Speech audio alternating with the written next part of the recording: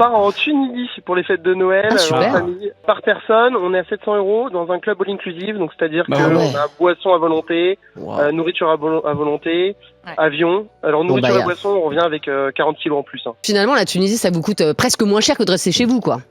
Ah mais carrément, quand on voit un repas du Nouvel An qui coûte 160 à 200 €, si on veut faire ça bien à volonté comme en Tunisie, oui, clairement.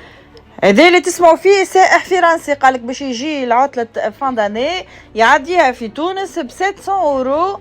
700 € هذه فيها الي غوتور وفيها الإقامة يعني لوتي الجمعة كاملة وفيها الماكلة شراب افولونتي كما سمعتوه جمعة كاملة 700 €. ونحن توانسة المقيمين بالخارج اللي نحبوا نجيبوا صغارنا باش يعديوا العطلة نتاعهم في بلادهم يعرفوا بلادهم يشوفوا عائلاتهم يتعرفوا على بلادهم مرة أخرى علاش لا في العطل هكاك في الشتاء وفي راس العام نلقاو هالبيي 912 €. أنا نحب نفهم كيفاش يعني نحن نخلصوا 912 € جوست بيي ألي روتور والسواح يخلصوا 700 €.